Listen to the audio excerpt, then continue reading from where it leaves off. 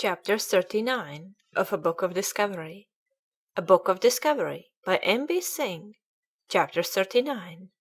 Sir Walter Raleigh Searches for El Dorado.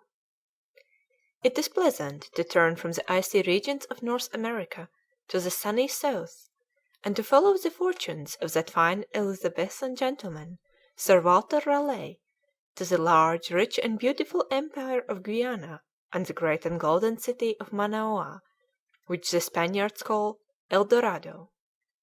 Even since the conquest of Peru 60 years before, they had floated about rumors of a great kingdom abounding in gold.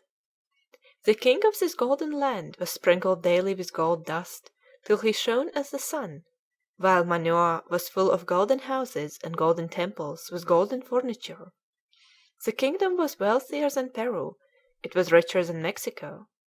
Expedition after expedition had left Spain in search of this El Dorado, but the region was still plunged in romantic mists.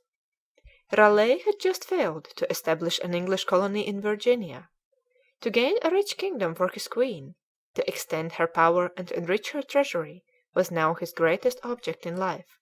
What about El Dorado? Oh, unwearied feet, travelling you know not whither! Soon, soon, it seems to you, you must come forth on some conspicuous hilltop, and but a little way further, against the setting sun, to cry the spires of El Dorado. February 1595 found him ready and leaving England with 5 ships, and after a good passage of 46 days, landing on the island of Trinidad, and thence making his way to the mouth of the Orinoco. Here Raleigh soon found that it was impossible to enter the Orinoco with his English ships, but nothing daunted, he took 100 men and provisions for a month in 3 little open boats, and started forward to navigate this most difficult labyrinth of channels, out of which they were guided by an old Indian pilot named Ferdinando. They had much to observe. The natives living along the river banks dwelt in houses all the summer, but in the winter months they constructed small huts, to which they ascended by means of ladders. These folk were cannibals, but cannibals of a refined sort, who beat the bones of their lords into powder, and mixed the powder with their drinks. The stream was very strong and rapid, and the men rowed against it in great discomfort. The weather being extreme hot, the river bordered with very high trees that kept away the air, and the current against us every day stronger than the other, until they became, as Raleigh tells us, wearied and scorched and doubtful. The heat increased as they advanced, and the crews grew weaker as the river ran more violently against them. But Raleigh refused to return yet, lest the world would laugh us to scorn. Fortunately delicious fruits hung over the banks of the Orinoco, and having no bread and for water only the thick and troubled water of the river, they refreshed themselves gladly. So they rowed on up the great river, through province after province of the Indians, but no El Dorado appeared. Suddenly the scene changed as if by magic, the high banks giving way to low-lying plains.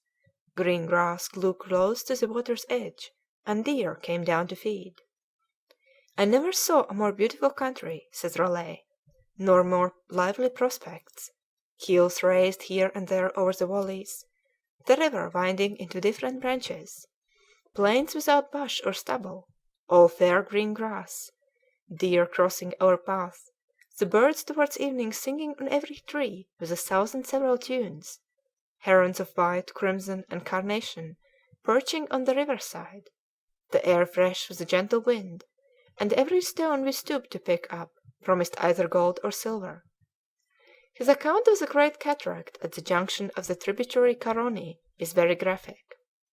They had already heard the roar, so they ran to the tops of some neighboring hills, discovering the wonderful breach of waters, which ran down Caroli, and from that mountain see the river, how it ran in 3 parts, about 20 miles off, and there appeared some 10 or 12 overfalls in sight, every one as high over the other as a church tower, which fell with that fury that the rebound of waters made it seem as if it had been all covered over with a great shower of rain, and in some places we took it at the first for a smoke, that had risen over some great town.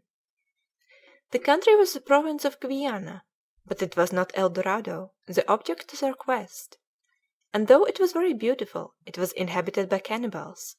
Moreover, winter was advancing, and they were already some 400 miles from their ships, in little open boats, and in the heart of a strange country.